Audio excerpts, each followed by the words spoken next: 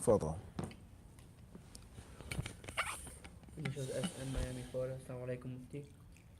There is someone that I want to marry very badly. My mom told me that if I marry someone non-Arab, she will curse me until the day of judgment. What should I do? I'm getting sad because I can't marry them. Type questions from Miami, Florida. There's a sister who wants to marry someone, but her mother says that she can't marry someone who isn't an Arab.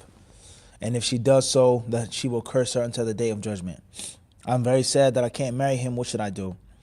At the end of the day, this is a very big topic, a very widespread problem, an epidemic, I would say, in the United States. I'm sure in Canada, I'm sure in the UK, even in France. I read an article before about the discrimination of people from Algeria and Morocco with regards to other people, specifically black French people living there. It's a widespread problem, all right? Whether it's black, white, black, yellow, whatever the color. It's a widespread problem. The concept of race and ethnicity and who you're descendant of. You can't marry this race. It can only be of this one. It's a big problem, all right? And due to the fact that it's a big problem, it is upon the people of knowledge to address the situation. It's upon the people of knowledge in these countries to address the situation and tackle the situation and discuss it, all right? So there should be conferences and there should be meetings. There should be interviews, podcasts, or whatever they call those different things that they have online, in which they should take learned people, knowledgeable people, and discuss these issues. Is it permissible for a woman from Pakistan to marry a man from Bangladesh? Is it permissible for a brother from Dominican Republic to marry a sister from Egypt? Is it permissible for a brother who's a black American to marry a sister from Palestine? Is it permissible, or she can only marry a Palestinian man, or he can only marry an African woman, or this person has to marry someone from this side of the border? All right, if you're from India, it's okay. If you're from Nepal, no. Is that correct? And if it is, what's the dalil from Quran and Sunnah stating that there cannot be an interracial marriage? And if it is incorrect, then what is our position regarding this act? Are we going to abolish this practice? Are we going to sweep it under the rug?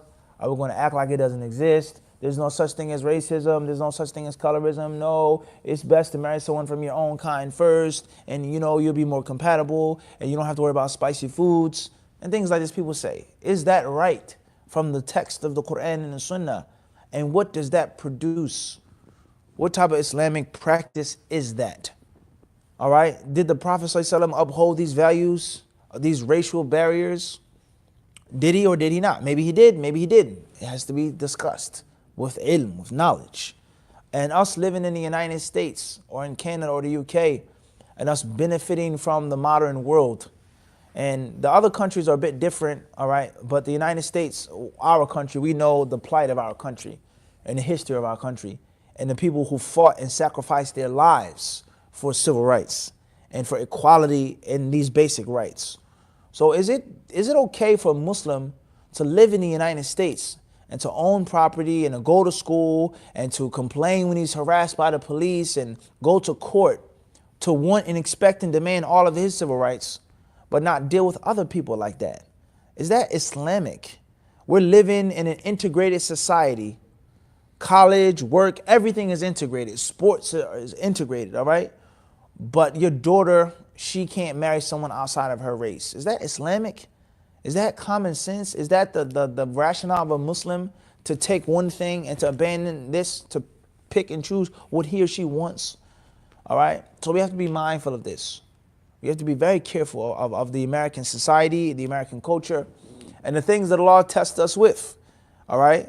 So if we're going to just keep living this lifestyle of picking and choosing, we're going to keep finding ourselves in these problems, whether it's halal or not. All right? Is it best for a girl to marry someone of her own culture or race? She's Arab, only marry an Arab guy. Does that mean that you're automatically going to get along with someone just because of his ethnicity and his ancestry? What does that even mean, Arab? The people from Saudi Arabia and Kuwait, they say the people from Palestine aren't Arabs.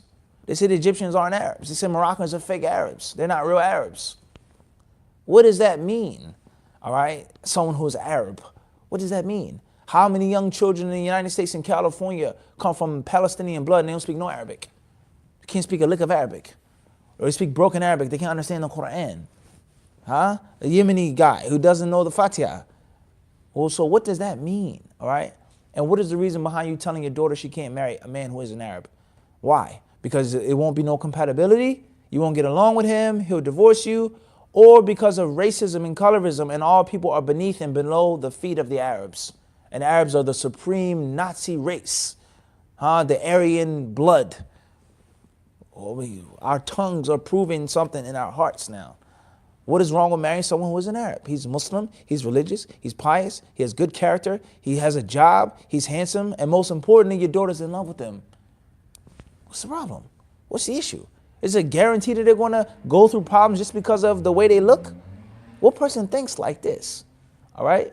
So we have to be very careful of this concept, and I think the conferences need to be done just on the topic of interracial marriages, because I've dealt with it so many different times before.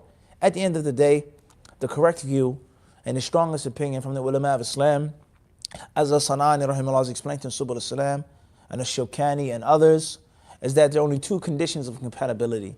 And those two conditions are ad-deenu wal-khuluq. It's good religion and good character.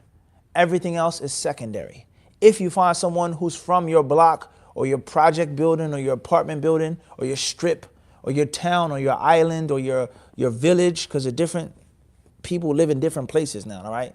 All right, whatever the jahiliyyah is. If you find someone that's similar to you and have good character and good religion, alhamdulillah, maybe that's best to stay within your culture. That way you don't have arguments about spicy food. Or you don't have arguments about wearing shoes in the house. Or you don't have arguments about your parents just, coming in and busting through the door. And that's not what the Prophet ﷺ did.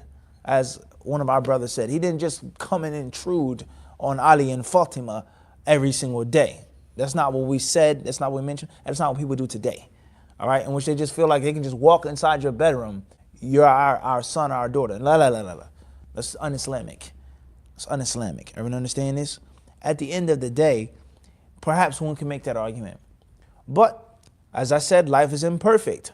I didn't find the Palestinian brother or the Egyptian brother that has good character and good deen, but I found the guy from Jamaica. Or I found the guy from Bangladesh. I didn't. It wasn't decreed for me to find someone from my likedness of deen and khuluq. So can I marry him or not, Abby? That's the bottom line. And if I did find someone who was Arab, who was this, who was Yemeni, I want to marry the Bangladeshi brother. I want to marry the Jamaican brother. I don't want to marry this one and that one. Is there a problem preventing that in the Quran and Sunnah? All right. So at the end of the day, that's the only thing which is important is deen and khuluq.